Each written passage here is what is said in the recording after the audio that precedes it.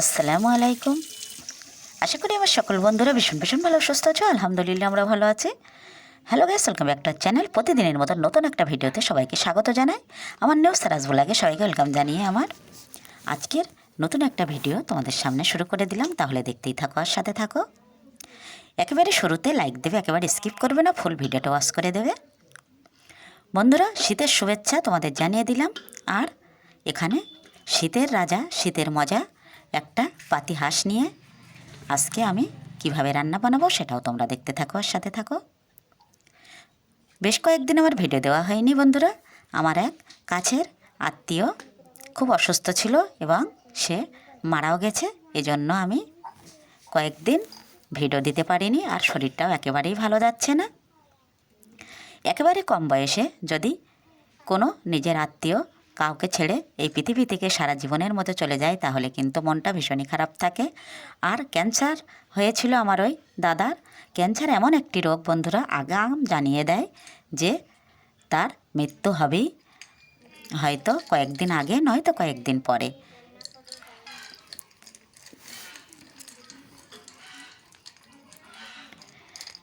কয়েকদিন আমার ভিডিও না দেওয়ার জন্য তোমরা আমাকে সবাই ক্ষমা করে দেবে বন্ধুরা।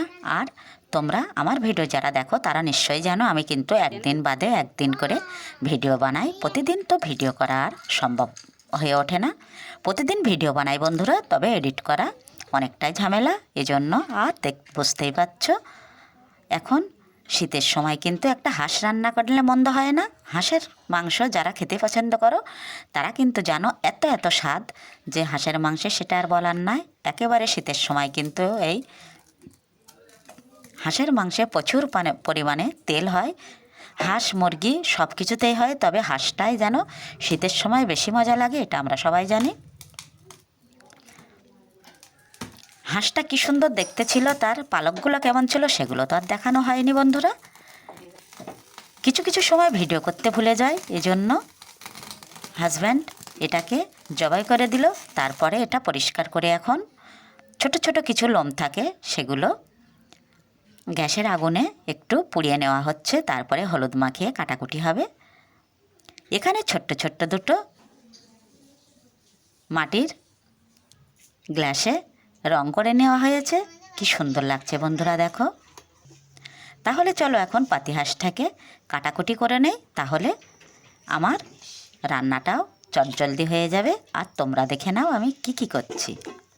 যেসব বন্ধুরা আগে থেকে চ্যানেলটি আমার সাবস্ক্রাইব করে রেখেছো সেসব বন্ধুদের জানাই অসংখ্য অসংখ্য ধন্যবাদ। যেসব বন্ধুরা এখনও চ্যানেলটি সাবস্ক্রাইব করোনি প্লিজ চ্যানেলটি সাবস্ক্রাইব করে পাশে থেকো বন্ধুরা। একটা ভিডিও বানাতে কিন্তু অনেকটাই কষ্ট হয়।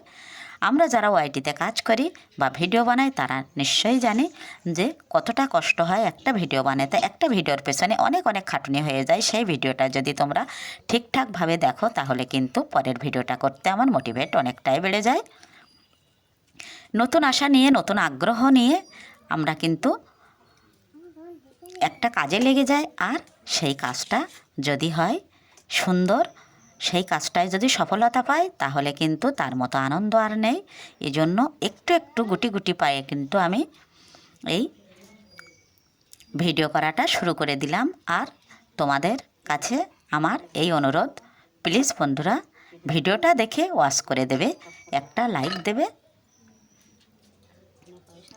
ছোট্ট সারা সোনা আমার সারামণি, আমি এখানে মাংস কাটাকুটি করছি, আমার মনা পাশে বসে বসে খেলছে, সেটা তোমরা একটু দেখে নাও এক ঝলক।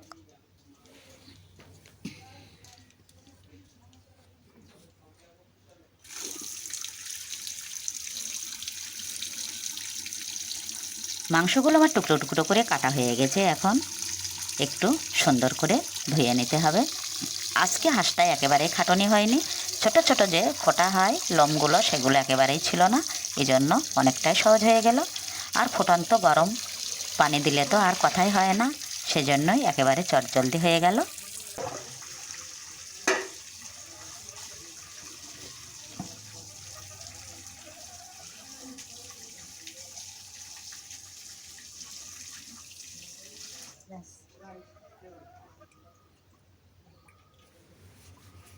এত সুন্দর একটা পিঙ্ক কালারের জবা দেখে কিন্তু মন প্রাণ জুড়িয়ে গেল বন্ধুরা। আমিও দেখছি, সাথে সাথে তোমাদের সাথেও শেয়ার করে দিলাম। এত সুন্দর ফুল যে পাওয়া যায় ফুলের গাছ আমি একেবারেই জানতাম না। এখন আমি এইসব ফুলগুলো দেখে আমি ভীষণ খুশি হয়ে যাই। আমার ভীষণ পছন্দের জিনিস হলো ফুলের গাছ ও ফুল। আর আমার এই গাছ দুটোতে এত এত পরিমাণে লঙ্কা ধরেছে সেটা তোমাদের সাথে বলবো কি। আর এই ছোট্ট ছোট্ট এই পাতাবাহার গাছগুলোর আমি নাম জানি না। এই সুন্দর কালারিং স্টোনগুলো দিয়ে এই ফুলদানিটা এত সুন্দর মানিয়েছে সেটা আর বলবো কি বন্ধুরা। আমিও দেখে আমার মন প্রাণ জুড়িয়ে যায়, আর সাথে সাথে তোমাদের সাথে সেগুলো শেয়ার করি। একেবারে কথা বলতে বলতে চলে এলাম উনুন পাড়ে। আমার ডবল উনুনে রান্না চাপিয়ে দিচ্ছি। এক সাইডে তো ভাত দিয়ে দিয়েছি, আর এক সাইডে কড়াই বসিয়ে দিয়েছি। কড়াইতে দিয়ে দেবো একেবারে শীতের রাজা ভীষণ মজা পাতিহাঁসের মাংস। কিভাবে আমি রান্না বানাচ্ছি সেটা তোমরা এক ঝলক দেখে নাও।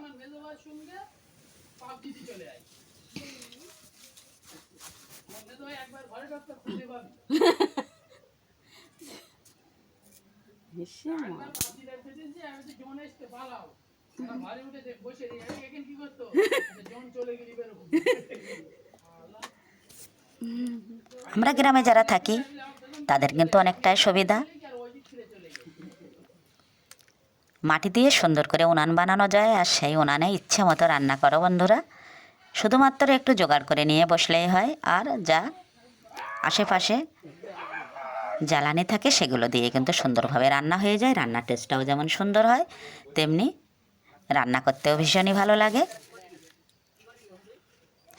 এক সাইডে তুমি ভাত দাও, কিন্তু আর একটা ভাগে সবজি বসিয়ে দাও, কিংবা এক সাইডে পানি বসিয়ে দাও, যেটাতেই দাও চটজলদি কিন্তু রান্নাটা হতে থাকবে। কড়াইটা আমার রীতিমতো গরম হয়ে গেছে। আমি একটু লবণ ছিটিয়ে তারপরে দিয়ে দিলাম তেল। তারপরে আমি হাঁসের মাংসের জন্য সুন্দর করে আলুগুলো কিন্তু লাল লাল করে ভেজে নেব।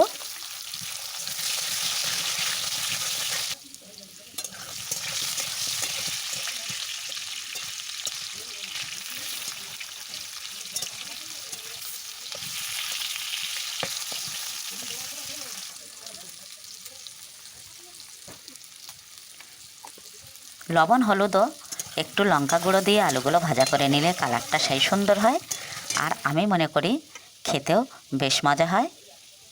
সেই মতো আমি আলুগুলো সুন্দরভাবে এখন ভেজে নিচ্ছি। তারপরে আমি ওই কড়াইতেই আবার মাংস চাপিয়ে দেব। কড়াইতে দিয়ে দিলাম আরও একটু তেল।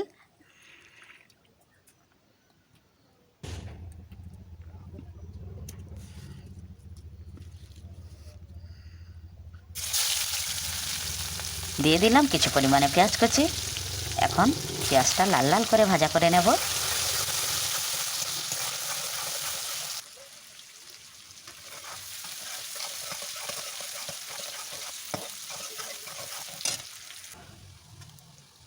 তেলটা ভাজা ভাজা হয়ে গেছে। এখন আমি আদা রসুন জিরা ও লাল লাল লঙ্কা বাটা দিয়ে দিচ্ছি।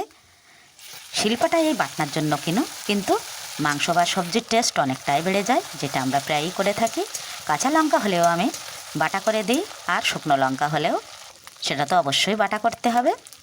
সাথে দিয়ে দিচ্ছি আমি একটু আরও কালারের জন্য লঙ্কার গুঁড়ো, হলুদের গুঁড়ো। তেলের মধ্যে সমস্ত মশলা সুন্দর করে আমি কষিয়ে নেব। মশলাটা যত কষানো হবে হাঁসের মাংসটা কিন্তু খেতে ততই টেস্ট হবে।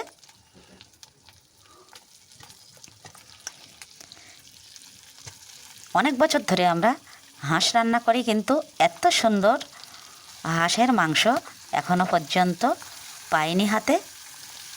মাংসটাও হয়েছে অনেকটাই, আর এত যে হাঁসটা দেখতে সুন্দর ছিল সেটা তোমাদের বলবো কি। যেমন হাঁসটা সুন্দর সুগঠিত, তেমন তার মাংসটা তো অবশ্যই ভালো হয়েছে।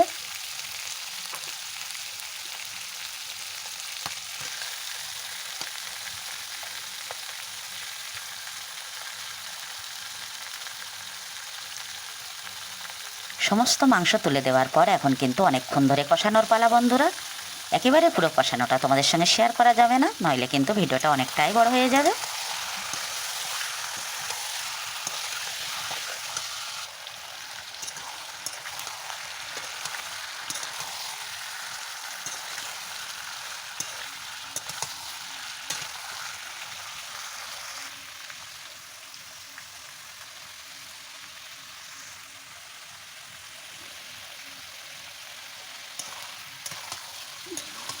আমাদের বাড়িতে সবাই হাঁস খেতে ভীষণই পছন্দ করে, আর মাঝে মাঝে কিন্তু আমরা হাঁসের মাংস রান্না করি। আর এখন তো শীত বন্ধুরা, বুঝতেই পারছো, এখন তো কোনো কথা হবে না, মাঝে মাঝে হাঁসের মাংস একটু কিনে খেতেই হবে। হাঁসের মাংস না, গোটা হাঁসটাই কিনে আনতে হয় এখানে তো আর কাটা মাংস পাওয়া যায় না।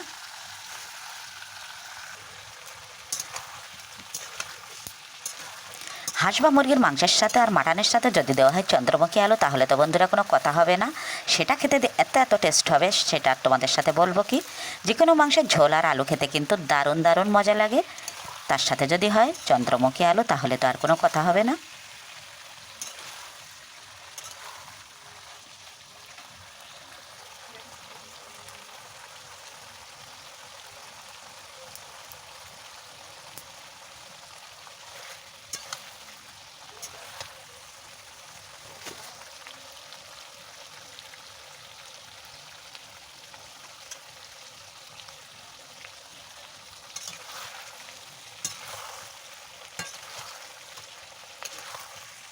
অনেক ধৈর্য ধরে, অনেক ভালোবাসা নিয়ে কিন্তু একটা রান্না বানাতে হয়। সেই রান্নাটা কিন্তু এত এত মজার হবে, সেটা আর বলার মতো নয়।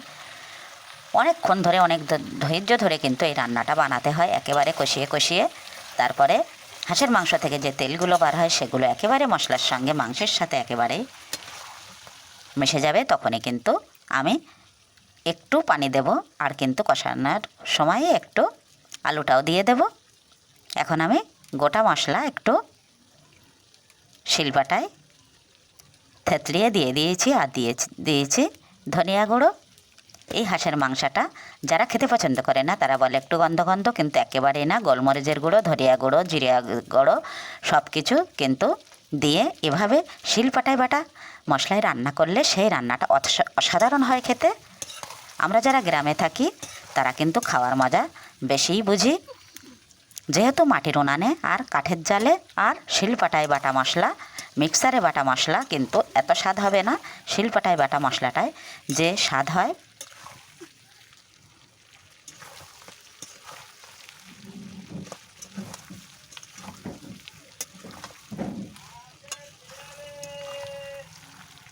লাল লাল করে ভেজে রাখা আলুগুলো দিয়ে এখন এত এত সুন্দর করে কষাতে থাকবো, সেটা তোমাদের সাথে বলবো কি বন্ধুরা। অনেকটাই কিন্তু আমার কষানো হয়ে গেছে, এখন আমি আরও একটু পানি অ্যাড করে দিচ্ছি। মাংসটা কতটা বুঝতেই পারছো, তাতে আলু দিয়েছি, এখন কিন্তু অনেকটাই পানি দিতে হবে।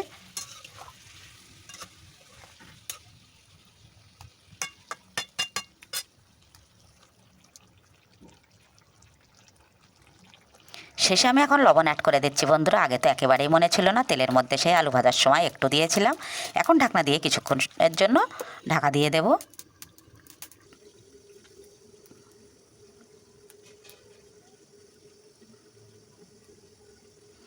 একেবারে দেখতে দেখতে আমার রান্নাটা কিন্তু রেডি হয়ে যাবে বন্ধুরা।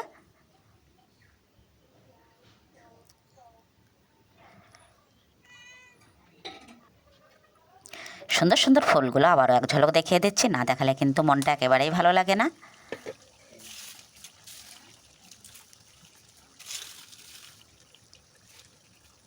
হাঁসের মাংস আলু দিয়ে আমার একেবারেই কিন্তু রেডি হয়ে যাচ্ছে।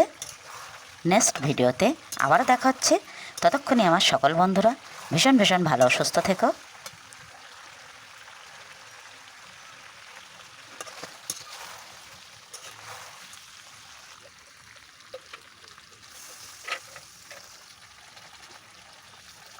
আবারও অল্প করে একটু ঝোল অ্যাড করে দিচ্ছি।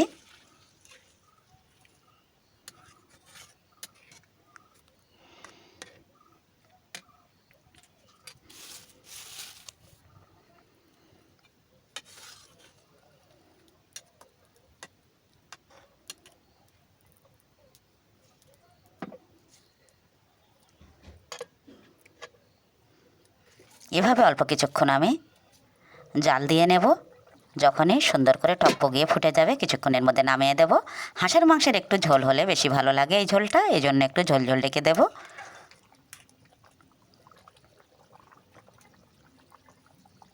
আজকের মতো ভিডিওটা এখানে শেষ করছি। আমার সকল বন্ধুদের জন্য অনেক দোয়া ভালোবাসা রেখে গেলাম।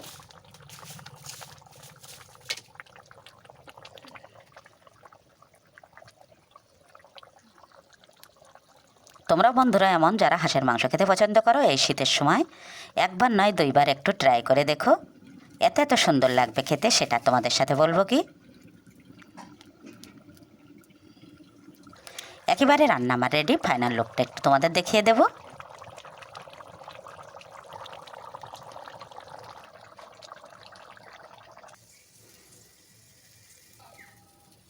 দেখে নাও বন্ধুরা, হাঁসের মাংসের আলু দিয়ে লাল লাল ঝোল। খাওয়াটা একটুখানি শেয়ার করে দিলাম। হাজব্যান্ড ও ছেলেরা খেতে বসেছে।